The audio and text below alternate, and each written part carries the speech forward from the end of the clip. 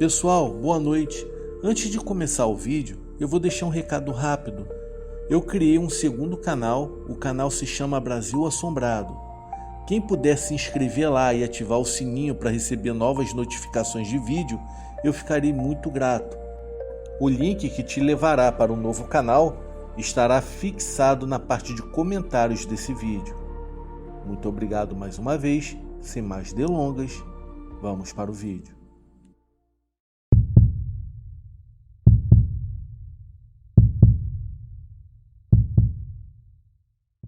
No município de Guardianópolis, cidadezinha pequena, tipicamente interiorana, contava-se, em épocas passadas, uma lenda bastante peculiar, dessas histórias que julgamos estranhas demais para serem verdade.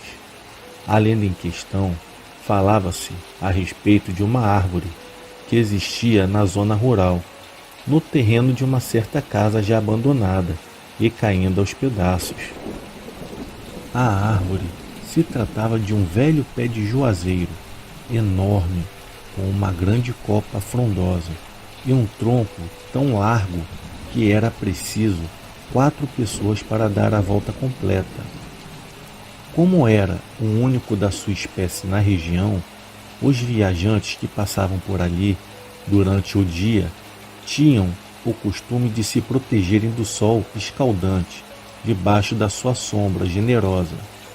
Porém, ao cair da noite, ninguém se atrevia a passar por ali perto, por medo de certas manifestações que se faziam presenciar naquele lugar, mesmo aos olhos dos mais céticos. Segundo os boatos que corriam de boca em boca, quando a noite chegava, o velho juazeiro parecia ganhar vida própria. Seus galhos e folhas, de repente, começavam a se agitar num frenesi selvagem, como que sacudidos por um vendaval, quando praticamente não havia nenhum vento soprando na área. Além disso, mais de uma testemunha disse ter ouvido vozes e avistado vultos brancos perambulando ao redor da árvore. Outros também diziam que ela pegava fogo, do nada, e na manhã seguinte estava verde novamente, sem sinal de queimadura.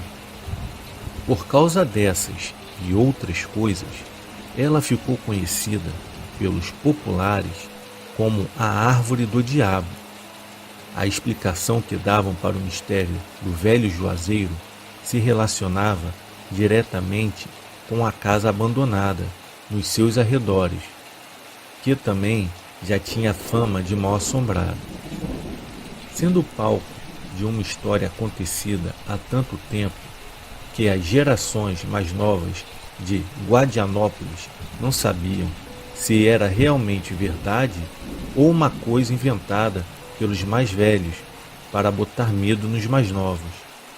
Não se sabia exatamente qual a idade da árvore, mas era sabido que ela já existia quando um forasteiro conhecido como Tobias Caolho construiu sua casa e se mudou para lá com sua família. A respeito dele, pouca coisa se sabe de certeza. Comentava-se que em sua juventude teria sido o líder de um temido bando de cangaceiros, que vez por outra passava por aquela região, tendo perdido um dos olhos em um tiroteio contra um grupo rival, ou em uma emboscada armada pela polícia. Outros diziam que uma cobra havia lhe picado no olho enquanto dormia. Seja qual versão for a verdadeira, depois desse episódio, Tobias era visto sempre usando um tapa-olho no olho esquerdo, originando daí o famoso apelido. Sua família era composta de sua mulher e uma filha pequena, cujos nomes se perderam com o passar dos anos. A casa em que viviam possuía um alpendre grande, diferente da maioria das outras casas do município. Nessa época, Guardianópolis ainda não passava de uma humilde vila. A família vivia do trabalho no campo, e lá passava a maior parte do tempo, se deslocando para o centro em raras ocasiões. Esse isolamento, a personalidade reservada de Tobias, bem como um estranho comportamento mais tarde adquirido por ele, naturalmente começaram a despertar suspeitas por parte da população da pequena vila. Em não poucas ocasiões, Tobias era visto próximo ao velho juazeiro, sentado debaixo de seus galhos, quase sempre na boca da noite. Quem passava por ali comentava que ele parecia falar sozinho, como se estivesse conversando com outra pessoa. Uma certa noite, já bem tarde, um dos moradores relatou ter visto uma luz bruxuleante perto da árvore e, curioso, resolveu chegar mais perto para averiguar o que era aquela visagem. Quando estava a uma certa distância, percebeu que a luz vinha de um farol carregado pelo velho Tobias, que, de pijamas, andava em círculos ao redor do juazeiro, como se estivesse numa crise de sonambulismo, repetindo sem parar as palavras: encontre ela, encontre ela. E quase todas as noites, durante um bom tempo, ele era visto agindo desta forma estranha, o que deixava a todos impressionados e receosos de se aproximarem do Tobias Caolho. Até que certo dia, para a surpresa geral, a esposa e a filha de Tobias subitamente desapareceram. Quando lhe perguntavam onde elas estavam, ele se limitava a responder de forma vaga e imprecisa, dizendo apenas que estavam em viagem à capital, na casa de uns parentes. Os dias foram passando e nada delas retornarem. A essa altura, Tobias tinha virado um recluso em sua casa, raramente sendo visto pelos outros. Foi aproximadamente por volta dessa época que as ditas manifestações noturnas no velho juazeiro começaram a acontecer. Os galhos agitavam-se com tanta força e mesmo sem vento, e diga-se de passagem que muitas vezes alcançavam o alto da residência, danificando as frágeis telhas. Vultos espectrais eram vistos em torno da árvore, soltando murmúrios chorosos e arrepiantes, que diziam poderem ser ouvidos a uma grande distância, cortando o silêncio da noite sertaneja. E de dentro da casa saíam gritos horríveis, de várias vozes ao mesmo tempo. Uma delas era reconhecidamente a voz de Tobias, enquanto as outras duas pareciam ser femininas. E praticamente todas as noites esse espetáculo macabro se repetia, fazendo com que todos os arredores evitassem passar por ali quando o sol se punha, aumentando ainda mais o mistério em torno da árvore do diabo. Como geralmente acontece em casos assim, não faltaram especulações sobre o que estava acontecendo naquele lugar.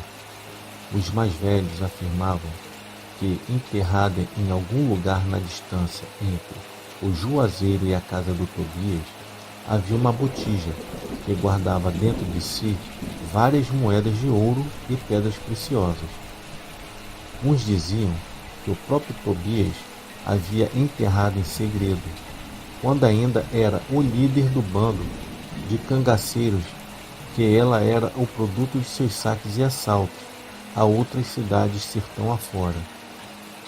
Mas também se falava que ela fora enterrada pela mesma pessoa que teria plantado a árvore, um velho feiticeiro que, para proteger e guardar a sua botija preciosa, plantou um juazeiro no local e lançou sobre ele uma maldição.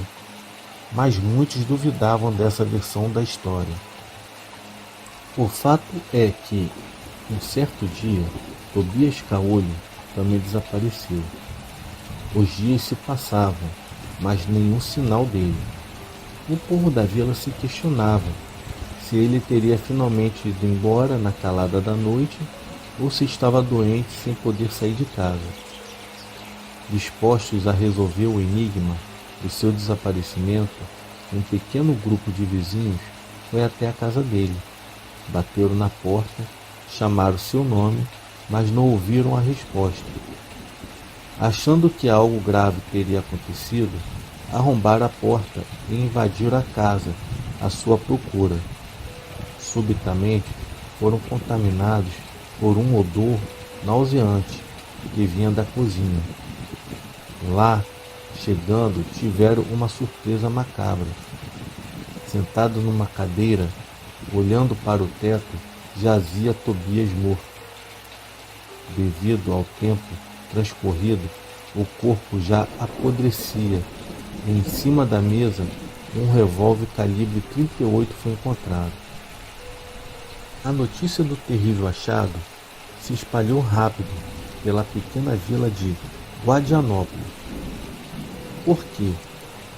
O que levou a fazer uma coisa dessas? Eram as perguntas que mais se ouviam nas rodas de conversas no final da tarde. O corpo do Tobias foi enterrado em alguma cova rasa, cavada de última hora, nos arredores do terreno, marcada com uma cruz rústica, feita de pedaços de madeira. Hoje em dia, não se sabe mais o local exato da sua sepultura, e a região onde ficava a casa e a árvore já foi modificada, com o terreno agora ocupado por fábricas de extração de cal e minérios. Mas alguns ainda se recordavam bem do fim dessa história, quando muitos anos já haviam se passado desde a morte de Tobias, e começaram os preparativos para a instalação da primeira fábrica da região. Contava-se que a equipe responsável pela obra decidiu derrubar a velha casinha e a árvore, pois estavam localizadas exatamente no terreno a ser construído. Começaram primeiro pela casa, que em poucos minutos veio abaixo, ante a força das máquinas do progresso. Depois foi a vez do velho Juazeiro, que, devido ao seu grande tamanho, resolveram cortá-lo ao meio com uma serra elétrica. Ao iniciar o corte, de repente a serra chegou a um grande espaço oco, que imediatamente abriu-se, revelando o interior do tronco. Os trabalhadores recuaram assustados ante o que presenciaram nas entranhas da árvore. Ali dentro haviam 2 esqueletos, um adulto e o outro de uma criança. As pessoas, ao saberem das 2 ossadas encontradas, imediatamente lembraram-se da velha história do Tobias e sua família e de como sua mulher e sua filha haviam desaparecido misteriosamente. Agora, décadas depois, descobria-se, por acaso, o paradeiro de mãe e filha. O veredicto da lenda era que Tobias havia, num momento de insanidade, assassinado as 2 e, de alguma forma, as sepultado no interior da árvore. Mas uma pergunta ainda persistia: qual o motivo para um ato tão abominável? Segundo os que acreditavam na lenda do velho Juazeiro, Tobias enlouqueceu ao procurar todas as noites pela botija secreta, tendo profanado o local escolhido pelo feiticeiro para guardar seu tesouro. Uns dizem que ele chegou a encontrá-la, mas logo sucumbiu à maldição e, enlouquecido pela ganância, matou sua mulher e sua filha. Já outros afirmam que quem realmente encontrou a botija foi o dono da fábrica durante escavações das obras. Elas estavam enterradas justamente entre as raízes da árvore. Verdade ou ficção, ainda hoje correm rumores de que os vigilantes da fábrica costumavam ouvir vozes e gemidos bem no exato local onde antes costumava ficar a velha árvore do diabo. E mais de um funcionário afirmou ter visto andando pelos corredores o vulto de um velho homem, usando um tapa-olho, nas madrugadas escuras.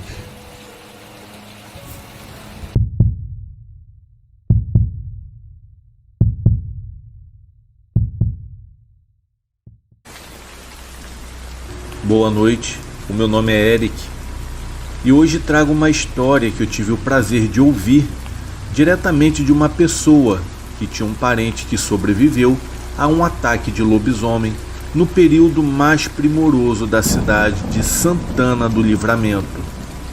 No entanto, desde já eu informo que eu não posso mencionar qualquer coisa que relacione essas pessoas a pedido do neto da pessoa que contou esse relato. Vou guardar alguns detalhes para poder compartilhar a história. A pessoa que me contou o relato era uma criança na época e hoje é um senhor com seus 86, 87 anos de idade. Agora, vocês irão ouvir a história como se fosse a pessoa contando. No ano de 1941, estava sendo muito próspero para a região, especialmente para a nossa família. Meus avós, pais e tios estavam todos trabalhando na maior empresa que Livramento já viu, a Companhia Armour, inaugurada anos antes, que mudou o rumo da região. Hoje, com mais de 2.000 funcionários, muito trabalho e riqueza se assentaram nessas terras. Nada poderia impedir o progresso. O meu avô, um grande homem com barba branca e de fala grossa, que misturava o inglês com o português, tinha um cargo importante na fábrica e era muito respeitado por todos. Ele veio do meio da Europa para os Estados Unidos muito jovem e depois veio para o Brasil, onde se casou com uma santanense. Assim que pôs os pés na cidade, eu não irei revelar o seu nome real aqui, então eu irei chamá-lo de Senhor Steve. A minha avó, uma jovem senhora que parecia ser movida a vapor, também trabalhava naquela fábrica, assim como o meu pai, um homem inteligente e esforçado, orgulhoso do meu avô, que trabalhava junto com todos. A minha mãe era muito esforçada e bonita naquela época.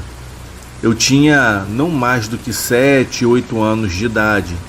Naquela época, não havia nada do que se vê por aqui, pois antes eram praticamente tudo mato, dizia o senhor da fábrica. A grande fábrica e as casas dos patrões, mais as casas dos funcionários mais importantes, junto com a casa dos moços, e ao lado da fábrica, havia um clube com um campo de golfe. Eu e os meus amigos costumávamos passar as tardes procurando as bolas de golfe, e o resto do local era mato fechado. Então, em 1941, vieram de fora alguns novos funcionários, que se instalaram na casa dos moços. Um ou dois, muito sisudos, pareciam até doentes e pálidos. Diria que estavam prestes a morrer a qualquer momento. Fora isso, nada havia mudado. Os dias foram se passando, e a nossa rotina de atividades e brincadeiras eram sempre muito parecidas. Até que um certo dia, um amigo comentou sobre os cães que estavam sumindo, e alguns dias depois, outro confirmou a história e acrescentou que uma vaca leiteira também havia simplesmente sumido em uma noite dessas. Andávamos pelo mato ao redor do campo de golfe procurando as bolas de golfe, até que perto de uma poça sentimos um mau cheiro insuportável de podre que doía até os olhos. No entanto, a nossa curiosidade era bem maior do que o fedor e seguimos em frente. Até que um clarão anormal se fez presente no meio de um mato fechado. Era uma clareira onde as árvores haviam sido arrancadas ou quebradas recentemente. Eram árvores velhas e grossas, que precisariam de uma dezena de adultos e uma semana de trabalho intenso para quebrá-las. Em um canto havia uma pilha de galhos formados quase que um ninho, e o motivo do mau cheiro pútrido eram os restos dilacerados de uma vaca no qual o meu amigo disse ter visto ser atacada. Não conseguimos ficar ali por muito tempo, não só pelo mau cheiro terrível, mas também pelo medo do que fez aquilo com a vaca e o que poderia fazer conosco. Corremos então em direção à saída do mato, que dava bem atrás da casa dos moços. Apavorados e ofegantes, e com uma dúzia de arranhões vislumbramos a parede dos fundos de uma das casas, e ao sairmos, demos de cara com um dos estranhos novos funcionários, que correu em nossa direção com uma cara bem assustada e uma generosa garrafa de destilado na mão. Então contamos o que havíamos visto no meio do mato, e o mesmo fez uma breve pausa, olhando para o mato com uma expressão de dúvida, e nos disse: "Pode deixar comigo, iremos resolver logo. Eu vou falar com o Sr. Steve agora mesmo. Só mais uma coisa, não entrem mais nesses matagais, me ouviram?" Consentimos, e em seguida, cada um correu para sua casa. Eu confesso que naquela noite eu sonhei com a vaquinha sendo comida por um monstro horrível, e foi terrível meu sonho. Na verdade, foi um pesadelo.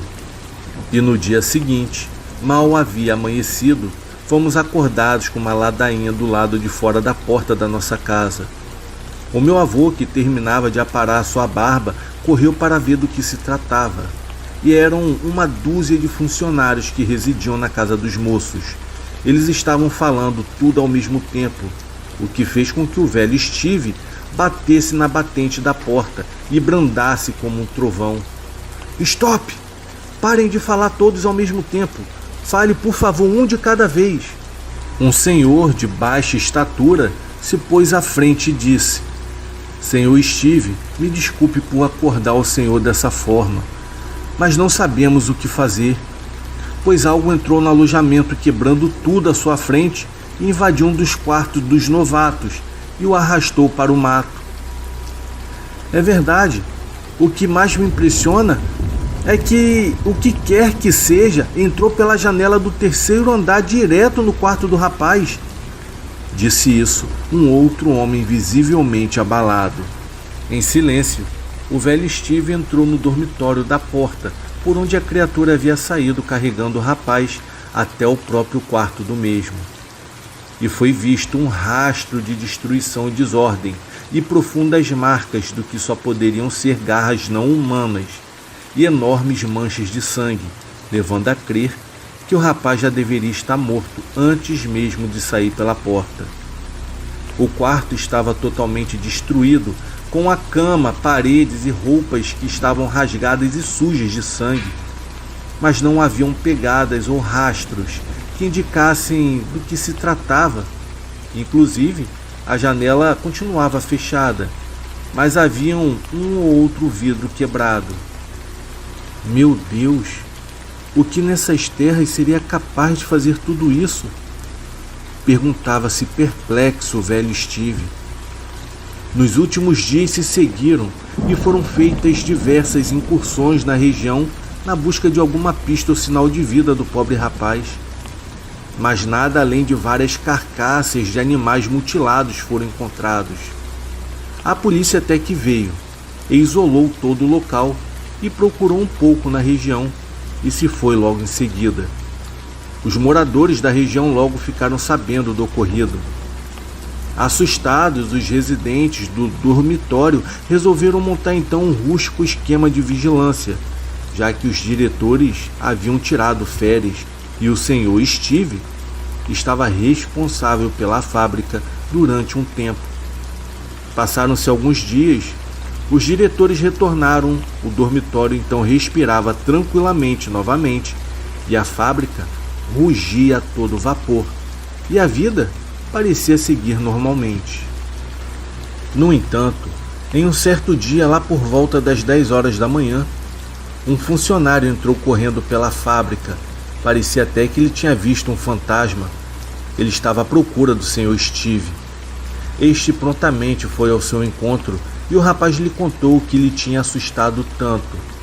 "Senhor, eu tenho quase certeza que eu vi o mesmo rapaz que havia sumido do dormitório. Ele está vivendo agora próximo à prefeitura Ele parece que está morando na rua.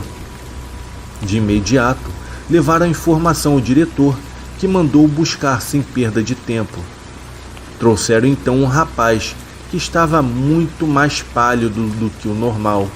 Ele estava desorientado, nem sabia dizer o seu nome. Quem dirá o que havia ocorrido e como havia sobrevivido?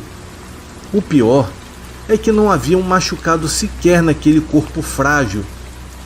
Então, ele passou os dias seguintes na enfermaria. Ele estava em observação e se adaptando à rotina de trabalho.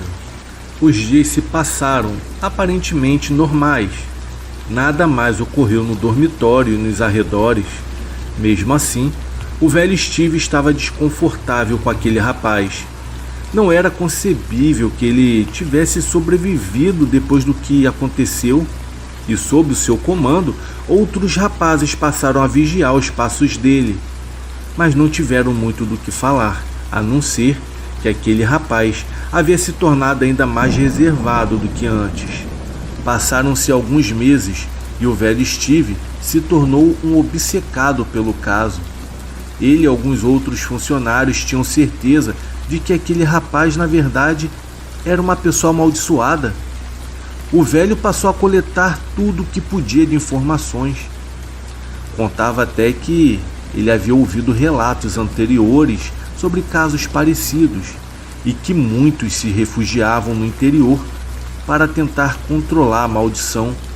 Porém, essa era uma lenda que ele trazia da Europa, pois em terras paraguaias e brasileiras eram apenas boatos sem fundamentos, histórias desencontradas, e mesmo assim o Steve estava convencido de que aquele rapaz, na verdade, era um verdadeiro lobisomem.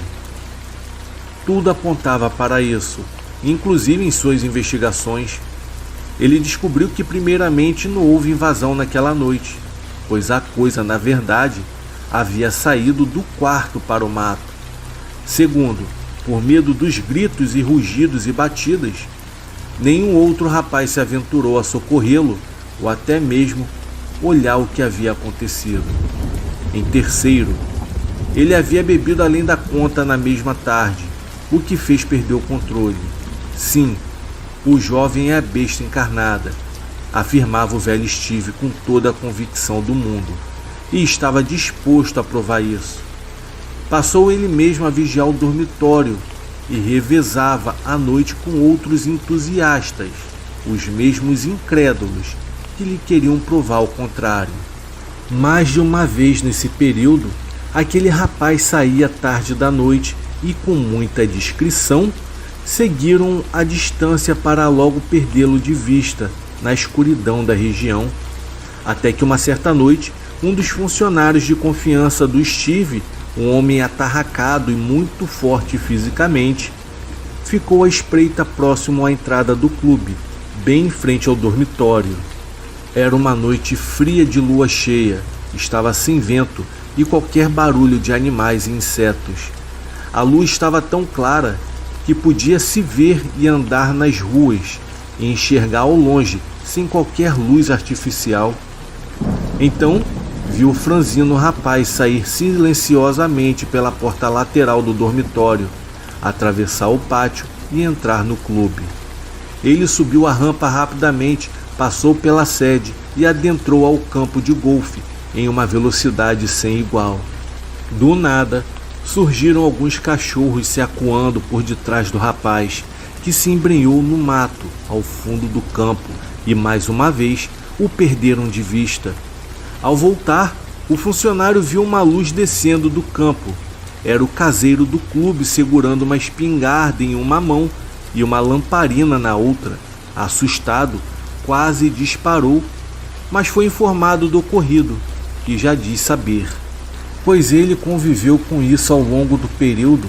Eles se sentaram no salão principal do clube, de onde havia vista para o campo de golfe, onde o caseiro contou que testemunhou vendo um frágil rapaz que aparecia nas noites de lua, logo seguido por gritos de dor, rugidos e uivos aterrorizantes, e de vez ou outra via algo muito grande cruzando o campo e muitas das vezes até carregando algo. O pessoal da manutenção questionava sobre o que estava acontecendo, pois o gramado de golfe estava todo esburacado e, ao conferir, o caseiro encontrava pegadas de algo muito pesado e grande.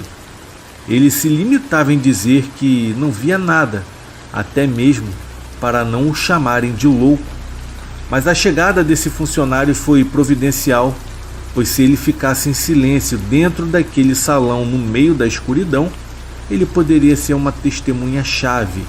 Passaram-se intermináveis horas de silêncio e tensão, até que do lado esquerdo do campo, diretamente de um dos lados da mata mais espessa, saiu tranquilamente um enorme animal de pelos negros. Podia-se ver que as formas eram similares à de um cão, mas do tamanho de um boi, andando lentamente atravessando aquele campo. Lá estava a criatura, e era bem real. Subitamente ela parou seu deslocamento.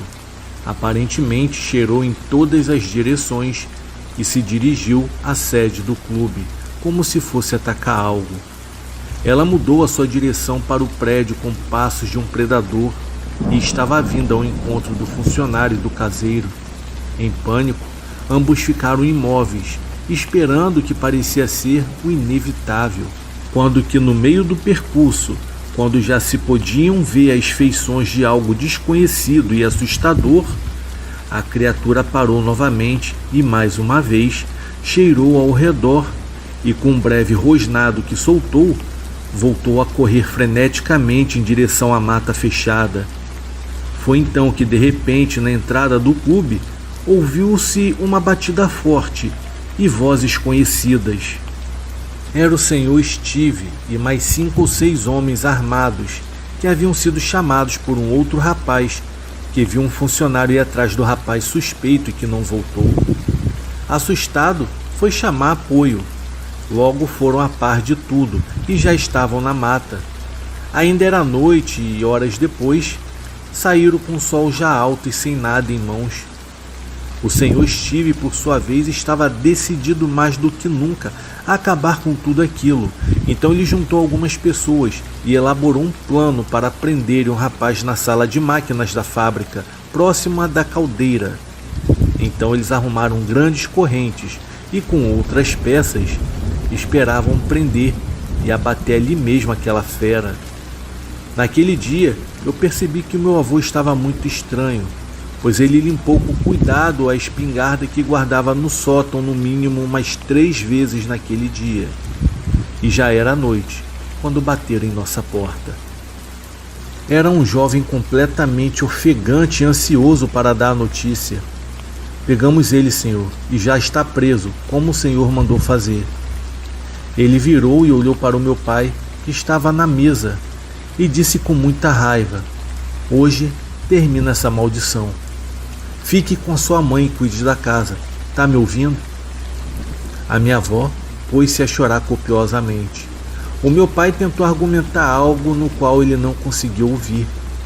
E eu, escondido no quarto, fiquei ainda mais curioso, pois eu não sabia de nada ainda.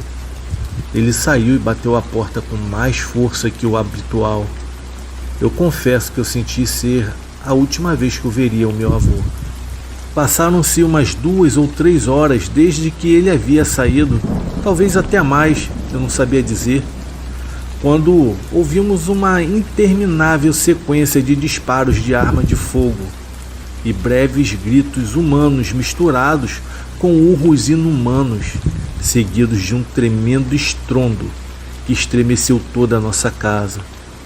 Ali eu fiquei em pânico. Assustado, eu pulei da cama em disparada para a sala. Lá os meus pais e a minha avó espiavam por uma fresta da janela na direção da fábrica. Antes de ser corrido da sala, eu pude ouvir ao longe alguns breves gritos e pedidos de ajuda, e assim passamos a noite ouvindo idas e vindas das pessoas. O meu pai foi um dos que saiu em disparada em direção ao local, e horas mais tarde já havia passado e muito a hora do café, quando entra o velho Steve, com a ajuda do meu pai e mais 2 colegas. Ele estava todo sujo de fuligem de carvão, algumas manchas de sangue, e a sua roupa havia virado um trapo. A minha avó o amparou com dificuldade e lhe deu um forte abraço. Percebi seus olhos transbordando em lágrimas novamente, mas agora eram de alívio. Se trancaram no banheiro sem dizer uma única palavra sequer, e quando saíram de lá, notava-se que o velho Steve tinha mais ataduras nos braços do que o normal, inclusive o braço esquerdo, que estava preso em uma tipóia, mas ele negava estar quebrado, doendo. No largo rosto haviam várias marcas roxas e pequenos e médios cortes. Parecia até que ele havia ido à guerra da qual tanto contava ter participado. A minha avó preparou um café bem reforçado e um pão com salame que ele prontamente afastou. Ele caiu como um saco de batatas na sua cadeira preferida. Ele fechou os olhos e deu um profundo suspiro, e ao reabri-los, estávamos todos lá, praticamente agorando o velho Steve. Ele encarou um por um e com aquela voz característica dele disse: "Eu não vou ter paz até a contatura, não é mesmo?" A minha avó balançou a cabeça afirmativamente. Já o meu pai deu uma risada e a minha mãe me olhou rapidamente. Acho que eu era o mais ansioso em saber. Ele então se ajeitou melhor e disse: "Vamos lá então." A minha mãe então o interrompeu, me mandando ir para o meu quarto. Ele olhou para minha mãe e disse: "Não, deixe o garoto saber a verdade." O meu avô então disse: "Eu saí daqui correndo para chegar na fábrica. Eu mandei o segurança fechar o portão e me acompanhar. Corremos até a fornalha principal da fábrica e ali estavam umas 6 ou 7 pessoas, homens adultos. Como havíamos combinado, eles amarraram tal rapaz com correntes e algumas cordas. No local estava muito quente naquela hora. Aquele rapaz resmungava e gritava contra a gente. Ele pedia socorro e nós acabamos o confrontando. Ele negava ser o amaldiçoado que aterrorizava a localidade e implorou para que a gente o soltasse. Bom, alguns mais exaltados chegaram a bater nele com pás de carvão, que na hora eu o repreendi. Eu não queria um linchamento humano. Talvez pelo esforço para se soltar e mais o intenso calor, o rapaz acabou desmaiando. E assim permaneceu por quase 1 hora. Pensei que tinha errado e no mal que eu causava o coitado, quando em meio ao falatório, ouviu-se um estalo muito alto, seguido por outro.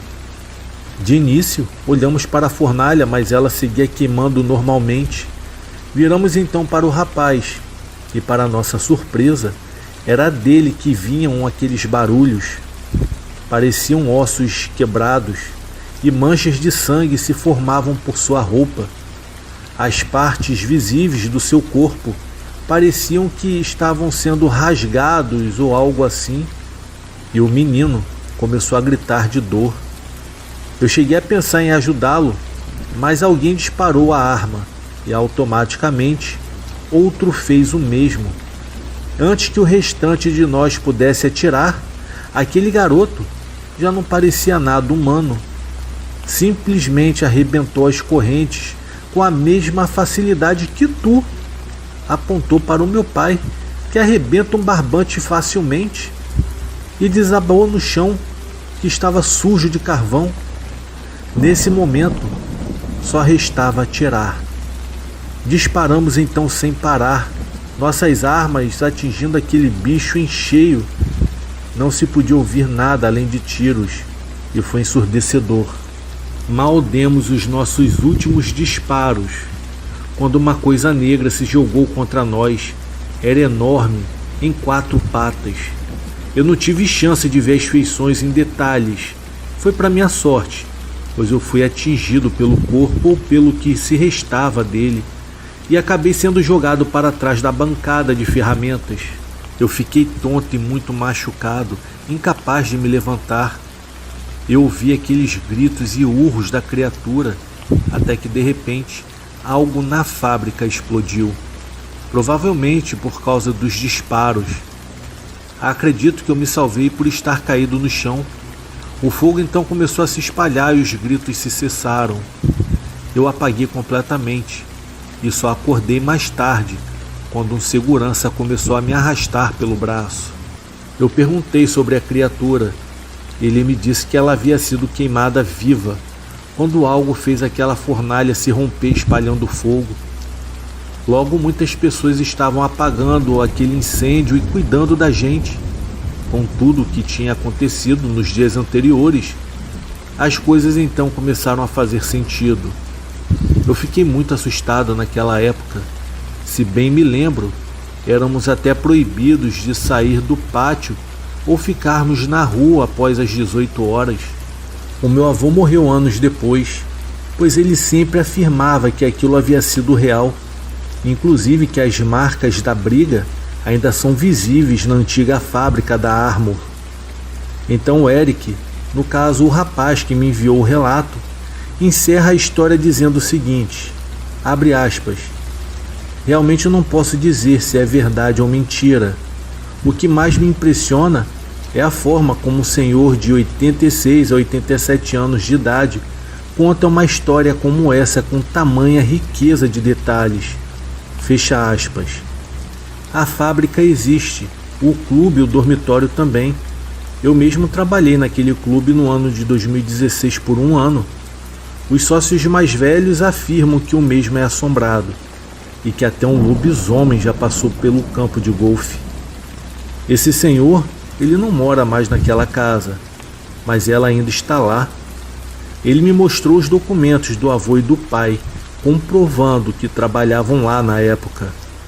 Para dizer a verdade, eu acredito que todas as pessoas daquela cidade, praticamente, trabalhavam naquela fábrica. Boa noite.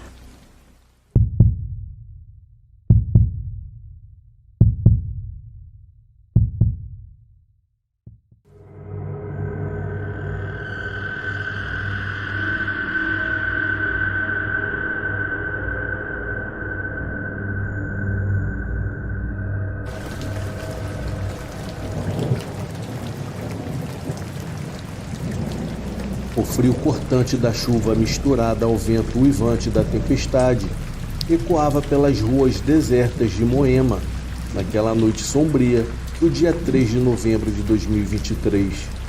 O meu nome é Januário, sou um morador de 33 anos de São Paulo e me via perdido em meio à escuridão que se abateu sobre a cidade. A luz havia se dissipado, deixando para trás apenas sombras dançantes que brincavam por entre os prédios envoltos em trevas. Eu caminhava pelas ruas encharcadas buscando abrigo da tormenta que se desenrolava acima de mim. Foi quando, em um piscar de olhos, uma figura surgiu no meio da tempestade.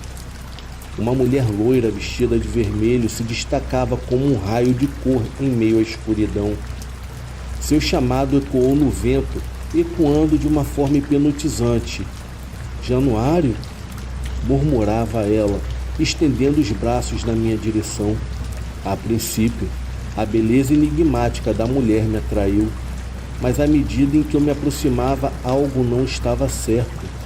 Os seus olhos, emoldurados por cabelos dourados, brilhavam como uma luz perturbadora e as suas feições pareciam distorcidas pela escuridão. O medo começou a apertar o meu peito quando percebi que, ao invés de pés humanos, ela possuía cascos de bode. Agora, debaixo de uma marquise, ela continuava a me chamar. A sua voz se transformando em um sussurro sinistro, onde os meus instintos gritavam para que eu recuasse, mas algo naquela noite de terror assustadora me fazia ficar. A chuva caía incessantemente, como se o próprio céu estivesse desabando onde a cena macabra se desenrolava.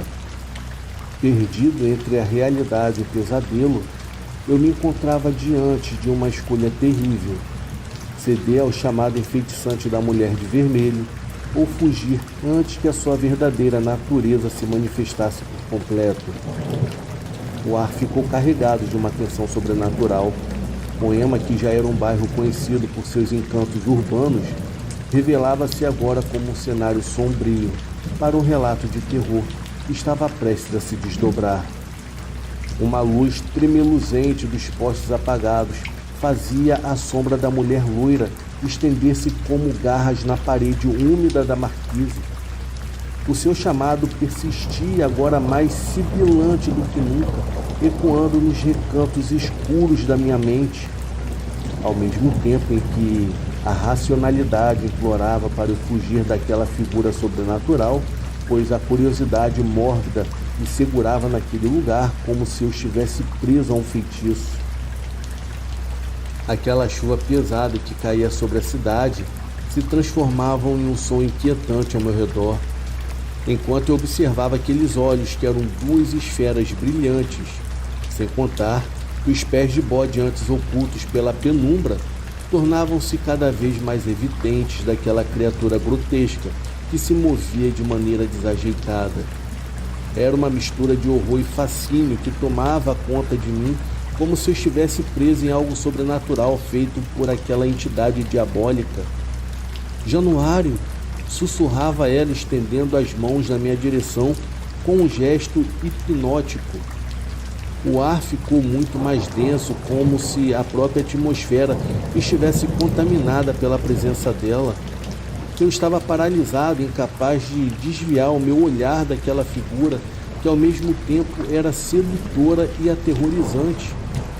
Um flash de relâmpago iluminou seu rosto por um breve momento, revelando uma aparência inicialmente encantadora.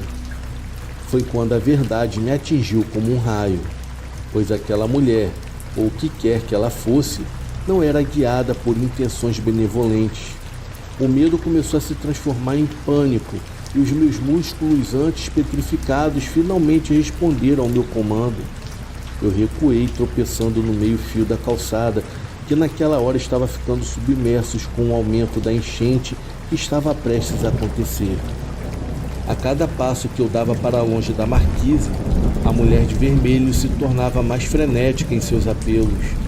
Sua voz tornou-se um rugido gutural e os pés de bode agora pareciam galopear em direção a mim. A tempestade já rugia impiedosamente e parecia ganhar vida própria, como se os elementos estivessem incluídos com aquela entidade sobrenatural. E com pouco tempo que me restava, eu corri pelas ruas desoladas de Moema, ignorando os prédios que se erguiam com as silhuetas fantasmagóricas contra o céu escuro. E aqueles passos frenéticos da mulher ecoavam por detrás de mim, misturando-se ao som da chuva e do vento. Eu podia sentir a presença dela. Era uma sombra demoníaca que se alimentava do meu medo, eu não tenho dúvida disso. Naquela noite infernal do dia 3 de novembro, Moema se transformou em um labirinto de pesadelos, enquanto eu corria para salvar minha vida, tentando escapar daquilo que não pertencia a este mundo e pela enchente, que poderia me arrastar se eu continuasse ali naquele local. O eco dos meus passos era um lamento sombrio, enquanto a tempestade devorava qualquer vestígio de racionalidade que ainda restasse em minha mente assombrada. As ruas agora estavam envoltas em trevas e dilúvio.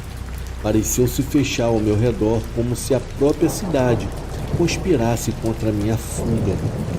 Ofegante e ensopado, virei esquinas e mergulhei em becos estreitos, desesperadamente tentando perder a presença sinistra que se estendia por detrás de mim. Aquela mulher loira de vermelho persistia, pois os seus passos estavam ecoando em uma sinfonia de terror com o rugir da tempestade. Cada vez que eu me atrevia a olhar para trás, eu não via ninguém, e só se ouvia os sons dos galopes, sempre a uma distância assustadoramente próxima. Os meus pensamentos eram um turbilhão de medo e confusão. O que era aquela entidade? Por que ela me escolheu? Enquanto eu corria, a minha mente revivia a visão dos pés de bode e daquele rosto iluminado pelo relâmpago. Aquilo não era uma mulher, era algo além da compreensão humana. Eu tenho certeza disso.